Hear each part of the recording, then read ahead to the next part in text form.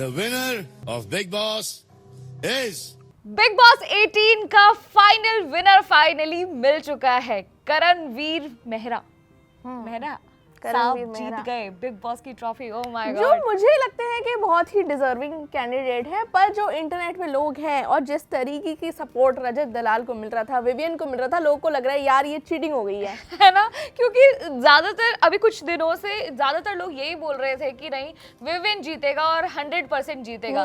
वहीं कुछ लोग ये भी थे जो कह रहे थे कि नहीं भाई, पीछे से एल्विश आर्मी भी रजत दलाल को फुल सपोर्ट दे रही है। एल्विश ने तो बोल दिया कि भाई मैं आईफोन बांटूंगा, वो आके मीडिया से लड़ लिए रजत दलाल के लिए। तो जिस तरीके का एल्विश का फैंडम है और जिस तरीके से वो पहले वाले सीजन जीत चुके हैं, उससे ऐसा लग रहा था यार रजत दलाल के पास फुल सपोर्ट है और वो फुल करने वाले हैं, मतलब वोट्स की एकदम बारिश होने वाली है उनके पास और रजत दलाल ही जीतने वाले हैं। और यहाँ पर जैसे मैंने कहा ना कि विवियन और रजत दलाल दो लोगों की बहुत ज्यादा वो चल रही थी, चर्चाएं चल रही थी हर जगह, और बीच में से बाजी मार ले गए करणवीर मेहरा, और ये बड़ा ही सरप्राइजिंग था, लेकिन good winner I think, very good winner. और मुझे लगता है करणवीर को सिर्फ एक इंसान सपोर्ट करता, वो था पुनीत सुपरस्टार। हो, एंड दैट इज व्हाई ये रियल रीजन है जो करणवीर मेहरा जीते हैं। और उन्होंने बोल दिया कि यार मुनावर तुम विवियन में नहीं विवान को सपोर्ट कर रहे हो और तुम एल्विश जो हो रजत दलाल को सपोर्ट कर रहे हो, पर कोई जीतेगा करणवीर और वही जीते। तो देखिए the power of Puneet superstar जो है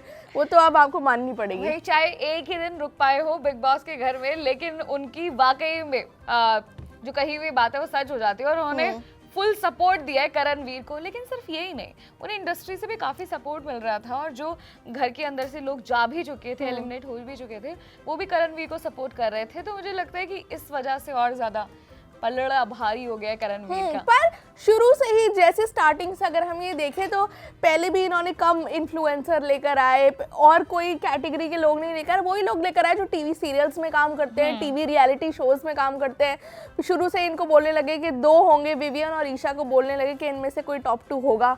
जो टॉप 2 थे भी विवियन, उन्होंने बोला कलर्स का लाडला है ये, इसे खूब प्यार मिलेगा। और सिद्धार्थ शुक्ला से कंपैरिजन हो रहा था, पता है विवियन का, तो काफी बार रील्स वगैरह जो बन रही थी ना वो बिल्कुल ऐसी बन रही थी कि एक तरफ सिद्धार्थ शुक्ला की रील बन रही है और एक तरफ विवियन की, दोनों सेम, क्योंकि फ्रेंड्स भी थे। हाँ, और वो होते ना कुछ बिग बॉस ऐसे टॉपिक्स लेकर आते हैं कि इन्हीं पे लड़ाई होनी चाहिए, इन दोनों के बीच में ही दिखाते हैं कि भाई लड़ाई होती है। विवियन और करणवीर का बिग बॉस शुरू से ही दिखाते रहे कि ये दोनों है मेन कॉम्पिटिशन, इनमें ही लड़ाई होती रहेगी, और फाइनली उनको ही वो टॉप 2 में लेकर गए और जिता भी उनको दिया। क्योंकि जिस टाइप का सपोर्ट रजत दलाल को था, थोड़ा सा फिशी है कि भाई कैसे रजत दलाल नहीं जीते यार। अब अगर उन्हें भी जिता देते ना तो फिर लोगों को ये लगता है कि यहाँ तो कुछ भी हो रहा है बिग बॉस में। वैसे तो यही लगता है, ऑनेस्टली यही लगता है कि बिग बॉस में क्या हो रहा है, कुछ भी हो रहा है, किन किन को लेके आया जा रहा है और क्या ही टास्क वगैरह हो रहे हैं। लेकिन रजत दलाल का मुझे लगता है कि वो उनका थोड़ा सा जो इन्फ्लुएंस है, जिस तरह का उनका इमेज है, उस हिसाब से भी शायद। और बहुत लोगों का ये भी कहना है कि बिग बॉस ने करणवीर को जिता के अपनी इज्जत बचा ली, क्योंकि इतने टाइम से जब हम देख रहे हैं कि इन्फ्लुएंसर्स ही जीत रहे हैं, तो बिग बॉस की फिर कोई वैल्यू नहीं रह गई कि चलो यार बिग बॉस में आएगा इन्फ्लुएंसर,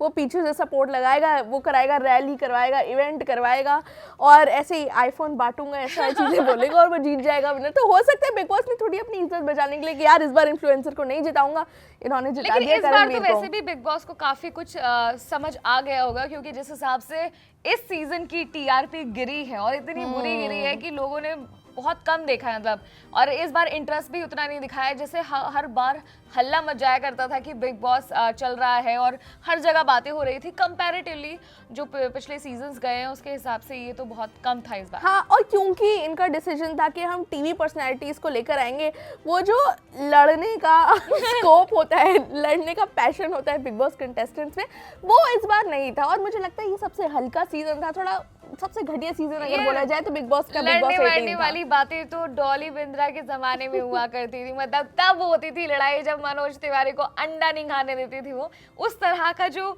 मजा और उस तरह का जो एंटरटेनमेंट है, वो मुझे लगता है कि अब धीरे धीरे सीजन वाइज सीजन ना ये कम होता जा रहा है। और कम सिर्फ कंटेस्टेंट्स में नहीं, होस्ट में भी Salman Khan even on the finale day इतने ही डिसइंटरेस्टेड लग रहे थे शो में कि यार ये क्या हो रहा है, इसको बंद करा हुआ, मैं कब तक ये करता रहूंगा। और लोग बोल रहे हैं कि स्काई फोर्स का प्रमोशन करने जब वीर पहाड़िया आ रहे थे तो उनके साथ पहले अक्षय कुमार भी आ रहे थे। ओ हाँ, ये वाली बात तो मैंने भी सुनी कि ये दो लोग आए थे, अक्षय कुमार एंड वीर पहाड़िया, लेकिन क्योंकि सलमान खान साहब टाइम पर नहीं पहुंच पाए और लेट हो गए शूट के लिए, इसलिए वो वॉकआउट कर गए। तो अक्षय कुमार ने यार थोड़ा वेट कर लेते हैं, उनको क्या।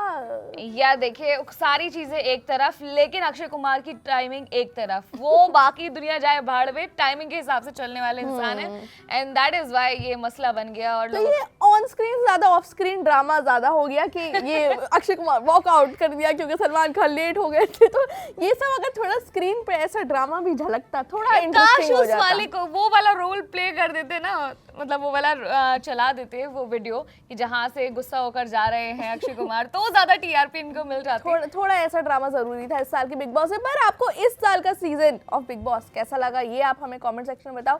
और क्या करणवीर जो जीते हैं वो सही जीते हैं या फिर रजत दलाल या विवियन को जीतना चाहिए था, आप हमें कमेंट सेक्शन में बताइए। और हम आपसे मिलेंगे अगली वीडियो में। मेरा नाम है सानिया और मेरा नाम है साक्षी। आप देख रहे हैं स्विच।